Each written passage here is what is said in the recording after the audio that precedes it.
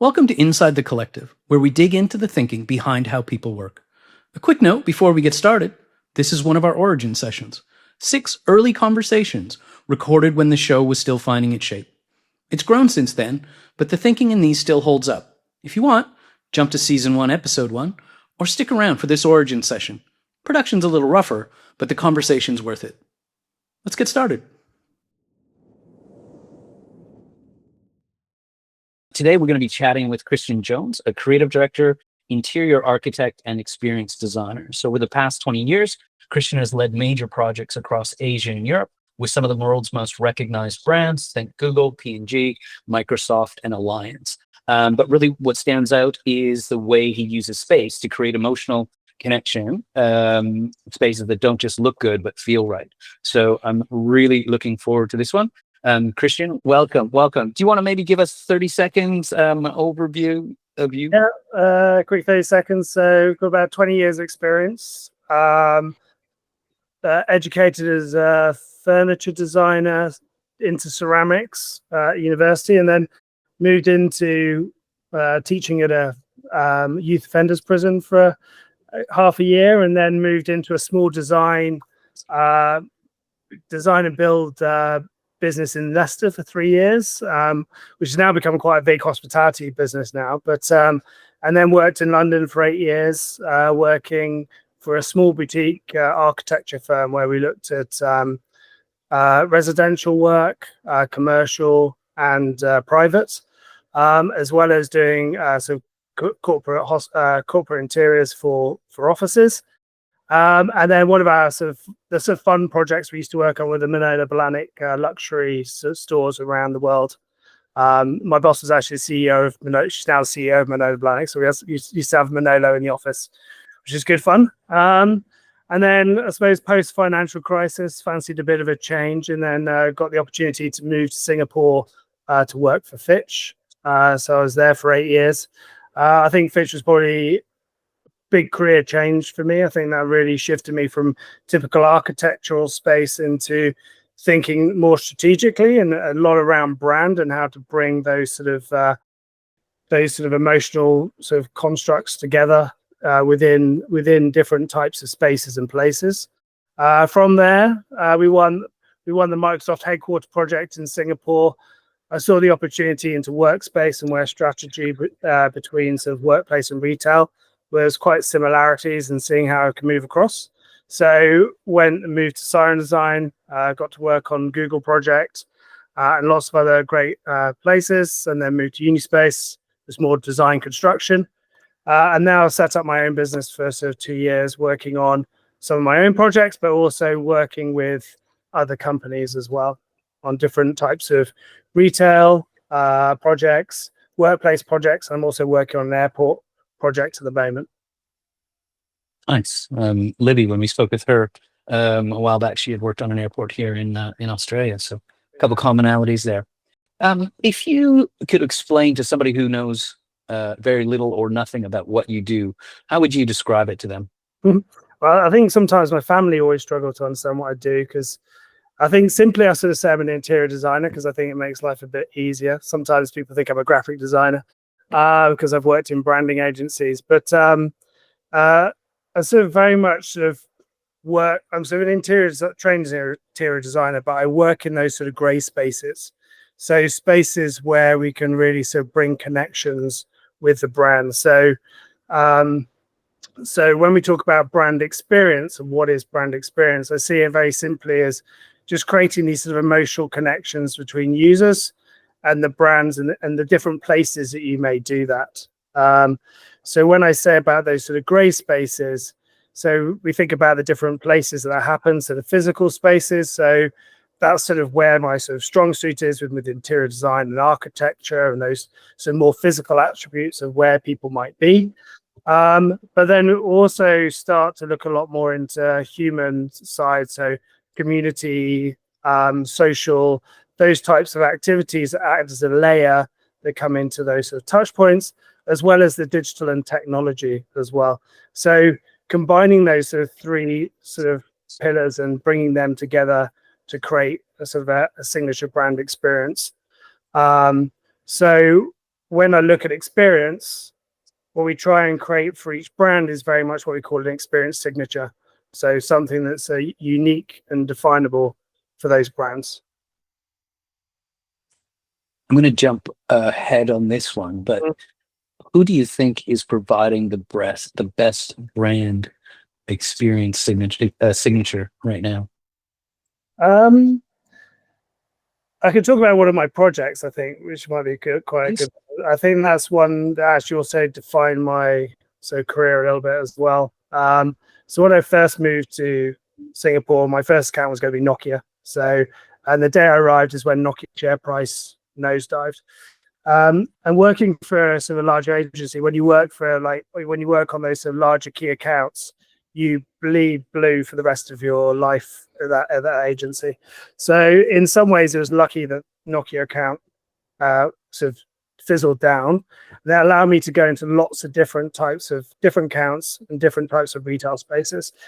And one of the best and the one that was the biggest influence to me was working on the Asian paints pitch. So it's Asian Paints, the largest paint manufacturer in India. And they were looking to move their brand positioning from being a very industrial looking paint brand into something that's the leader in home decor. So when we're creating, very much looking at the strategy for Asian Paints, a lot of some of the leading insights that sort of created the strategy was around actually Indians weren't very confident when it came to color when decorating their home. They had a beautiful, colorful fashion, but when it came to their home, it was very plain vanilla, just like my background here. Whereas, and then also is about trying to create a sort of an experience where consumers would experience color rather than think about buying paint. So we created these flagship store experiences, one in Delhi and one in Mumbai.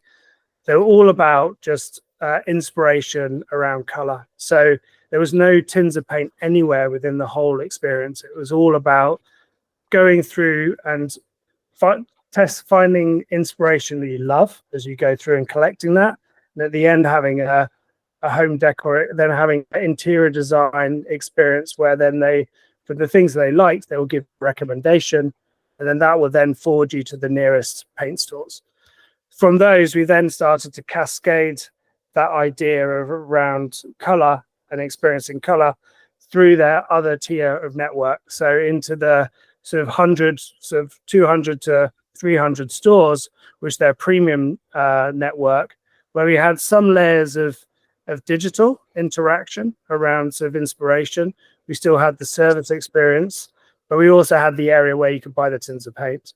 And then you go down the next level, and then it's more tins of paint, but there's still areas of inspiration. So creating those layers that come through, but creating a very consistent experience as you go through those different touch points of Asian Paints. It's like a way better way to sell paint than giving somebody a book of paint swatches. Yeah, well, it was one of the most awarded projects, I think, at Fitch at the time. And we won a DBA award, which was for design effectiveness. And I think the color stores, I probably got the thing right, but it was about 95% conversion. Anyone who went through the interior design service, there was a 95% conversion to the paints. So yeah, and then took on that journey, and then they worked into home decor, going into kitchens, bathrooms, and then creating a home decor store, again, where you go through the store, collecting your living room wallpaper, your wood finishes, your kitchen, your bathroom, and then there'll be a play table at the end where you bring all your collections together and then visualize it and then test out and try different sort of finishes.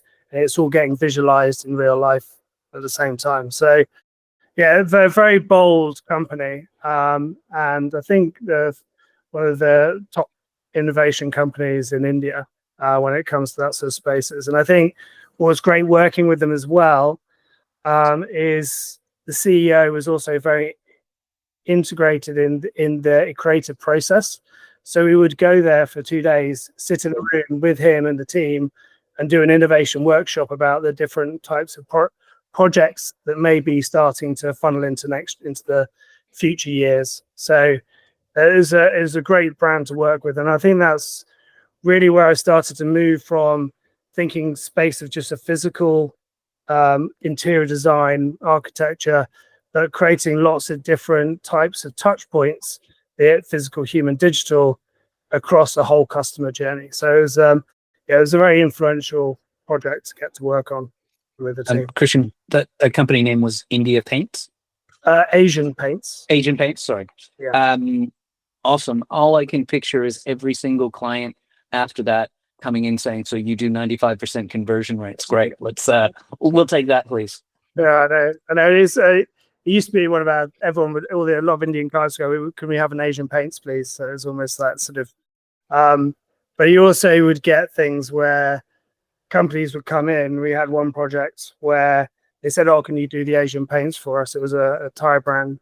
And, you know, we gave them the future of movement and experience store, and far too ambitious. I think it's one of those things where you sometimes need to read the room a little bit. And I think we pushed too far and it just sort of scared them a little bit as well. So yeah, it's always a lesson learned, I think. Had a few times like that where we perhaps just pushed too far on the clients. You've got your hand up. Go ahead. Ask the question there, Frank. Yeah. Hi, Kristian. Hi, everybody. I wanted to ask you on the more practical side. So I'm a brand and creative strategist. So when you get briefed, are you an extension of the initial brief that is done to, let's say, communication agency or the marketing agency, or do you require a very specific approach because of just a specific understanding of what you want to deliver, or you can build on the brand itself and how the KPIs are the metrics are done. So that's right. So I think when we first start a project, usually, like say with Asian Paints, they already have an advertising agency they're working with, doing all that sort of stuff. We're very much sort of focusing on the brand. So we actually also did the brand work for Asian Paints as well. So it's very much about our ambition is about bringing that sort of brand to life within different sort of touch points. So when we do the initial strategy and brief, it's very much focusing around the brand. So we look at the audiences, we create those user profiles. We think about the consumer mind states, so the different minds. So with retail, as that's gone on, as also that was one of the biggest learnings as well when I arrived. That's when everything went crazy at digital and online, offline. So instead of thinking about linear customer journeys, we think about mind states. So dreaming, exploring, locating, and then looking at those types of user ambitions, influences, things that sort of create those sort of sticky touch points for the users as they're going through that space. And then we also look at the brand. So thinking about the personality of the brand and how we're trying to bring that through. Also the brand ambition and the business ambition, especially if we're doing retail spaces, it's very much thinking about there has to be some KPI, as you say, and that's always one of the hard things with brands. Sometimes the KPI is not very tangible. So like working at the moment with the airport group, and I got the chance to go to Hamad and in Doha and talk with the marketing teams there, and they were saying very much at Doha they focus on consumer experience. It's not about making revenue out of every different asset. It's about really building that consumer-centric experience about the amazing place of Doha. So it's looking at those different types of metrics and KPIs that we can help try and sort of show the value of what we've created in the brand. So it's a simple framework when we're doing those sort of strategic elements, parts at the beginning. It's very much looking at the brand and the user, and then how those sort of come together as the sort of experience signature. Does that answer your question? Okay. Yep. It's an interesting context, that airport, right? Because it has the potential to be your first and last cultural experience in a country. Oh, that's amazing. It's been a great Sure. project. The one I'm working on now, I can't tell you which one it is, but it's definitely a great place where you really understand, because you have everybody. It's not like you got certain different profiles. You've got everybody going through the space, and so it's very much how, for this one, it's about how we bring the airport brand operator to life within the space, but without having their logo around, because there's certain legal requirements. You can't have the logo with it in certain places, so you have to try and create different types of experiences that can bring the brand to life, and people know I'm in this type of brand experience without having the logo there. So things very much looking at sensorial types of elements are really strong in that. So things like scent and sound branding is very strong when you're trying to create those memory recalls. But again, looking through the whole customer journey, and as you say, Brad, sometimes the worst part of any airport journey is your end journey when you're going through the air bridge. And I don't think anybody, not even Changi, which is the best airport in the world, has done that right. So it's how do you create a really emotive experience of welcoming people to the country and also leaving the country. So and also I think when you're creating these sort of experience journeys, it's also trying not to do everything as well. It's really trying to work out, there's probably 2, 3, 4 really big things that we really invest into, and then the other bits are just small layers that can just really elevate and sort of tune and tone into different parts of the customer journey. So, Kristian, when you're starting on a new space or an environment, what are the questions that you always ask yourself and your client before you doing anything else? Yeah, I think as I was sort of saying earlier, I think and I found this as well, that it sort of works well for both workplace and retail as well. And again, it's really thinking about the user and ambitions and what they're trying to get out of that space. So, you know, with retail, I think it's very much creating where can we really strong, memorable moments for that audience. But then when it comes to workplace design and sort of those areas, it's trying to create. It's always very different for different types of companies and how they work. And so I think one of the challenges workplace always had is always about collaboration. So they've always had these amazing open air collaboration sort of spaces. But what we try and focus on is actually, is that the right type of collaboration for you? And actually, sometimes you find enclosed spaces are much better for collaboration, or different sizes of spaces. So you do lots of different types of workshops to try and really engage and understand what actually the needs are and what the wants are. And with their current experiences, what they have is what you sort of keep, toss, or create. You know, you can try different types of areas to try and sort of probe out some of those different sort of questions and needs that they want. Because also what you find sometimes, especially when it comes to workplace, what the leaders want, what the people want, can be very, very different as well. So there's a lot of trying to find that balance as well between the two spaces, where the leaders are looking for a lot more productiveness within the workplace, whereas the staff are potentially looking for more sort of community and togetherness. So it's how you sort of create those sort of balances with the strategy. So how do you know when you get that right? You find out when usually with workplace, it's quite a long process sometimes. So it could be about a year, sometimes just under. So if you have a good sort of strategical session where you can, strategy and design are working together. So strategy are coming up with the sort of requirements and the brief, and design is sort of road testing those and creating the concepts. If you're able to bring the teams along with that journey, it can create a lot more successful experience. I think sometimes if it's all been done in silo and then it gets to the team at the end, and you perhaps create a different type of working scenarios, there's a lot of education that has to happen within that space, those spaces. with retail, I think also can be a similar space where I think with retail, the end product has to be very agile as well, so it can always change. At the same time, I think you also need to bring some of the people who are on the ground running those spaces into the conversation and not just be doing it from the top level marketing executives down.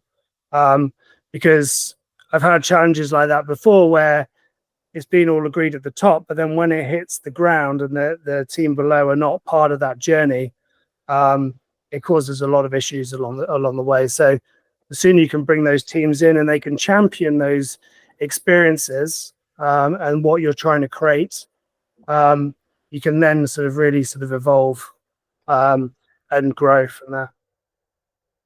You've worked with emerging brands and some global giants.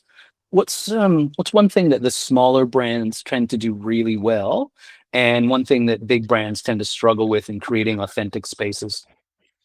I think with small brands, there's a lot more agility. There's a less ladder to get to the top, to get decisions made. So things move a lot quicker.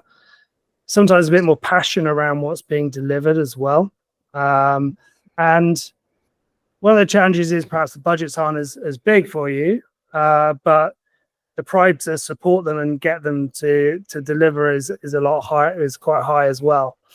I think with the bigger brands, I think one of the challenges is always the legacy, especially where we've had challenges where we've been working with more established brands and trying to bring digital experiences within that platform or connecting it to CRM and those sort of things can be a lot more challenging. I think when we worked on a lot of projects in China, is a lot more easier because a lot of them were green brands, and so you could be really innovative with the technology and the experiences. So I think that's always been one of the challenges. I think also the internal teams, I think you have to work with them to really understand their challenges and pain points, because again, we can go off and be recommending ideas, but they've also got their internal politics that they have to get through as well to get the sign off. And so that's always, I think, the biggest challenges with this, the bigger brands. So with a project that maybe didn't go as planned, what's it taught you about creativity, leadership, or resilience?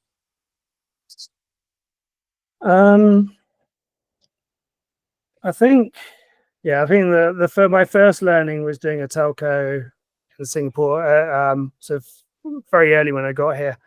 And again, there's a very similar case where Netflix had just started to move to a streaming model. And so we were trying to promote this more digital platform rather than just focusing on the physical retail spaces, but creating a more connected hub that they could use as their platform for content, and then creating a different type of retail strategy. And it's a bit like I was saying earlier, where the idea was agreed at the top, but then again, when we got to the bottom layer, there was a real pushback against this change, because firstly, I think within Singapore, there wasn't the competitive requirement to push that hard. And I think also the teams themselves could see their jobs changing, their job scopes changing by this type of reinvention. So I think, that was a big learning curve on the challenges of trying to push too hard and listening to the client and really understanding where the key changes need to be within that experience. You mentioned mindset. What's one belief or mindset or habit that's had the biggest positive impact in your career over time? I think recently I've also realized that reputation is quite important. As in, sometimes I think when you're in an agency, you're always more seen as creating the great concepts and then get it seen. And then someone else will deliver it because it's more cost effective to get someone to deliver it at the end. And I find that is where you tend to lose actually what was the final creative concept. So I think, and then when people see it, they go, oh, so and so made that, but they don't know all the things that have happened in the background. So all the decisions that have been made may not be of your decision have happened, and that's what's happened. So I think the more you can be part of that whole process and making sure the delivery is as you wanted it to be,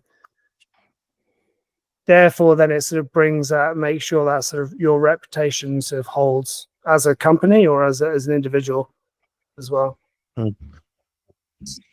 In your experience, what's the best way for creative teams, the partners in the Carrot Collective, to work with you or spatial designers to create a more powerful, people-centered outcome? Yeah, well, I think it's one of the great things I think about Carrot Collective. You've got such a broad network of people with different talents that you can bring together. And with spatial designers, as I think with my sort of time at Fitch as well, I think strategy is such a leading part of any sort of design process. It's the building blocks of what we end up sort of creating. And as a spatial designer, you want to be right at the beginning of the whole project. You don't want to be given the strategic brief and then go off to design it. You want to be in there. You want to be in the interviews. You want to be listening and taking everything in. You may not be the one potentially asking the questions. You may not be the one doing the report, but you're the one that is actually listening, absorbing all this sort of information. So when you're actually delivering your design, you're delivering it with more heart because you're connected to what has actually been said within those sort of different rooms, within the workshops. And I think also design can help support strategy quite well in actually really articulating or visualizing or bringing to life some of the potential routes or opportunities that you can take within that space. If you're feeling creatively stuck or overwhelmed, feeling a block, what practices or rituals help you reset and find a new perspective?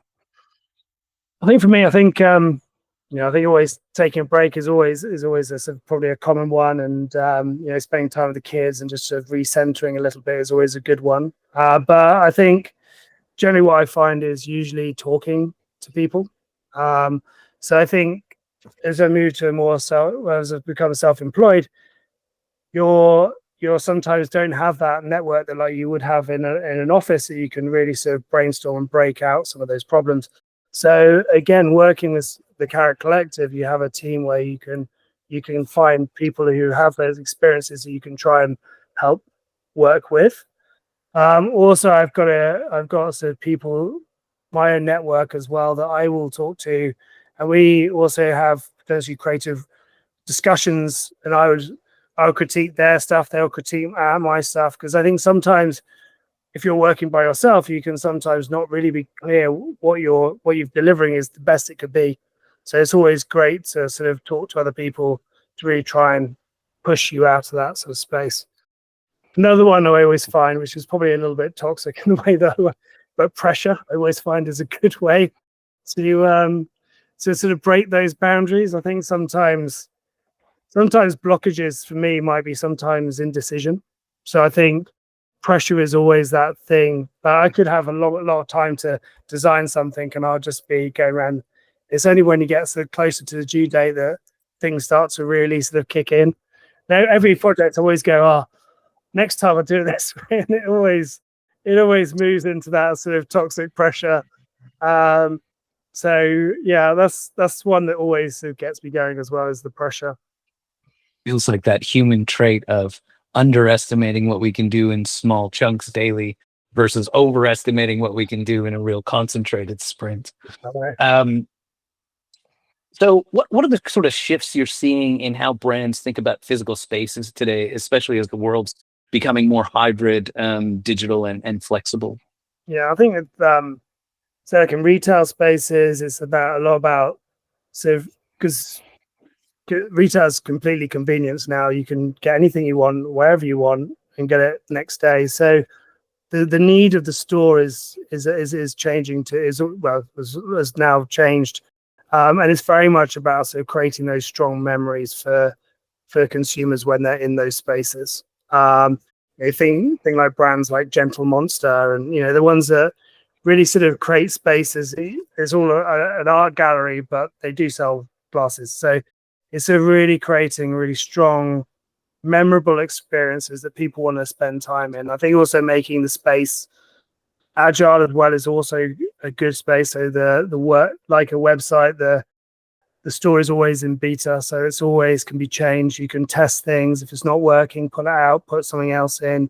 So the space needs to be very flexible. Modular spaces always are very good because it means it's very easy to chop and change.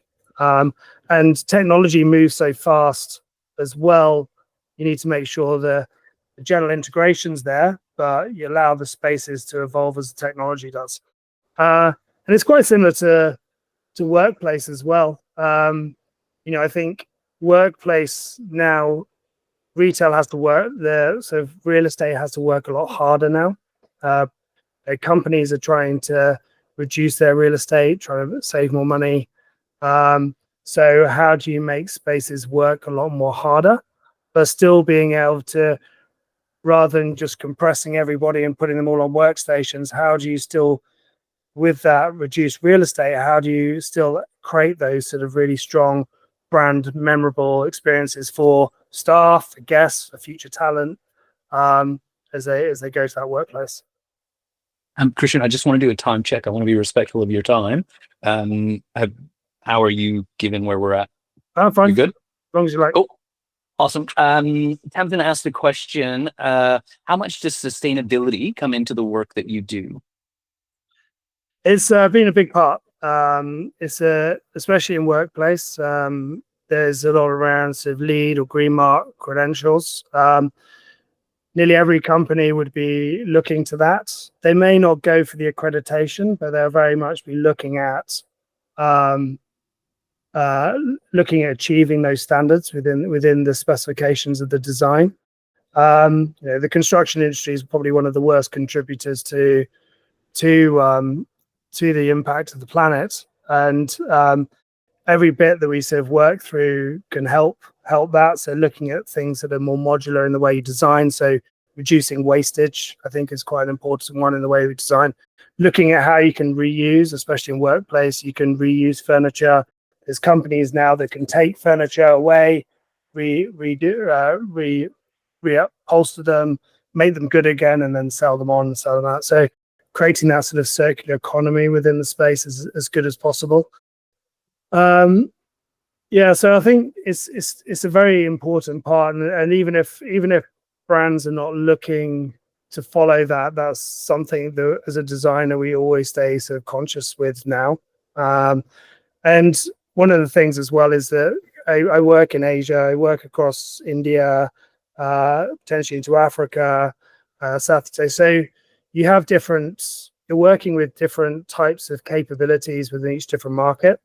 Also different types of material. Some markets are better at working in timber, some are better in metal. So the way we design also for the countries that we're working in is also very critical as well. If you're working in places like Africa, you need, and so more rural areas of India, you need to be thinking about power, the lighting that you're using, making sure that the space could be almost self-sufficient without using the power grid potentially. So it's become a very important part of the sort of design process. It's something you don't really move away from, but you are always conscious that whenever you decide, oh, let's have exposed ceilings, all that ceiling is going somewhere, and it's not good. And so you do have to be very conscious when you're designing spaces. If you could gift every young interior architect, creative director, strategist one book, podcast, or mindset, what would it be and why? I think when it comes to things like books and podcasts, I think that's always very individual. I think there's a thing like, for me, podcasts, I love listening to like sports stuff and things like that. So not very creative sort of avenues. But I think it's always curiosity, I think, is the biggest thing as being a designer. I think we always need to and I still think that I'm sort of 22, even though I'm not. But we always need to have a young mindset. I think, you know, when I look at my kids and the way they always ask me why, it's almost the same mindset that we need to have as creatives as well. Always questioning why is that? Why is can we do what we're doing better? Can this be changed? Can we reinvent this is the way this is done? So curiosity, I think, is always a very important part. I think you know, I think strategists have always been very good at that. I think, you know, and that's what makes strategists very strong is the way they ask and probe questions. And I think with designers, I think that's somewhere where we need to work harder at to make sure that we really sort of push what we are creating. I feel like that's a consistent across every person that I've interacted at the Carrot Collective is creativity, and realizing that it's not necessarily just limited to the people in the creative area, but it's everyone and how they get their work done, and questioning how can we do it better, which also feels like the, you know, the seed that this has grown into is how can we as smart individuals around the world work better together. So I love that that's the thing that you want to share with with everyone out there. So speaking of our younger people in the world, what new skill or way of thinking do you believe leaders will need in the next 5 to 10 years in design spaces? Yeah, I think it's probably going to be adaptability, because I think we don't even know what tools we're going to have in the next couple of months that's going to, you know, elevate what we can do creatively or take our jobs away or whatever it's going to be. And I think we need to be adaptable. And I think that's, you know, something as I've work on my own business, is that you actually really realize, you know, the buck stops with you, and you need to evolve and adapt and use these tools because they can really elevate your own business. You know, they can make you a team of 10 with the tools that are available. So I think, I think it's how leaders can try and use all these different tools and really focus on the people as well, and really sort of creating that growth of the people. And but I think it's always just staying constantly adaptable. I think, as just thinking back, I think, you know, when I was in an agency background, I potentially got a little bit comfortable, I would say, in some ways. Like, I think, you know, you become a sort of director and you just sort of sit there almost just getting other people to do things for, you know, you sort of get into a comfortable space. I think doing my own business is really sort of, you know, it's been a sort of a refresh really, where you actually really get back in, get your hands dirty, and really sort of really find your passion again and really what you're enjoying doing. So I went off on a tangent there, but yeah. So I think That's all right. It feels a bit like learning to continually learn is super important. Yeah, you just have to stay as fresh as you can, just be a sponge, and just, you know, just let things change and evolve. You know, you can't stop the world, so you just have to just flow with it and find your place. Everything's changing. It's crazy how the pace.